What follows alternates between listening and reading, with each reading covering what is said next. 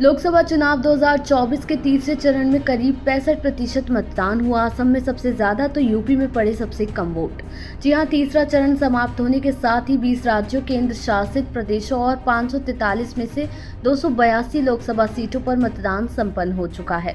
पहले और दूसरे चरण में कुल वोटर टर्नआउट क्रमश 66.14% और 66.71% रहा था।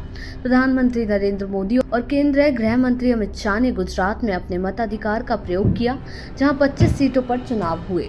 लोकसभा चुनाव के तीसरे चरण में मंगलवार यानी 7 मई को 11 राज्यों और केंद्र शासित प्रदेशों के 93 निर्वाचन क्षेत्रों में लगभग 65% मतदान दर्ज किया गया। पश्चिम बंगाल में हिंसा की छिटपुट घटनाएं हुई। चुनाव आयोग की ओर से देर रात 12:15 पर जारी किए गए आंकड़ों के मुताबिक असम में सबसे अधिक 81.71% मतदान हुआ। इसके बाद पश्चिम बंगाल में 76.52% और गोवा में 75.20% मतदान हुआ, जबकि उत्तर प्रदेश में सबसे कम 57.34%, बिहार में 58.18%, गुजरात में 59.51% और महाराष्ट्र में थोड़ा बेहतर 61.44% मतदान दर्ज किया गया। कुल मतदान प्रतिशत 64.58% रहा।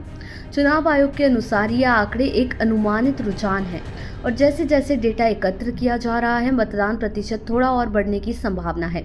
मतदान समाप्त होने का आधिकारिक समय शाम 6 बजे है, लेकिन निर्धारित समय समाप्त होने के बाद भी जो मतदाता पोलिंग बूथों पर कतार में लगे रहते हैं, उनको अपने मताधिकार का प्रयोग करने के लिए समय को आगे बढ़ाया जाता है। चुनाव आयोग के अनुसार अन्य राज्यों और केंद्र शासित प्रदेशों में छत्तीसगढ़ में 71.6%, दादरा और नगर हवेली और दमन और दीव में 59.87%, कर्नाटक में 70.41% और मध्य प्रदेश में 66.5% मतदान दर्ज किया गया।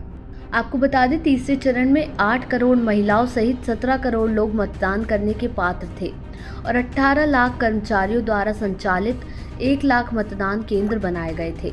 तीसरा चरण समाप्त होने के साथ ही 20 राज्यों, केंद्र शासित प्रदेशों और 543 में से 282 लोकसभा सीटों पर मतदान संपन्न हो चुका है। पहले और दूसरे चरण में कुल वोटर टर्नआउट क्रमश 66.14% और 66.71% रहा था। प्रधानमंत्री नरेंद्र मोदी और केंद्रीय गृह मंत्री अमित शाह ने गुजरात में अपने मताधिकार का प्रयोग किया, जहां 25 सीटों पर चुनाव हुए।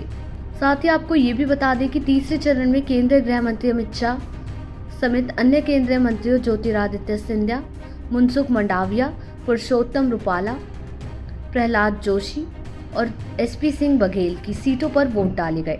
भाजपा ने पिछले चुनाव में गुजरात, कर्नाटक और मध्य प्रदेश सहित तीसरे चरण की अधिकतर सीटों पर भारी बहुमत से जीत हासिल की थी।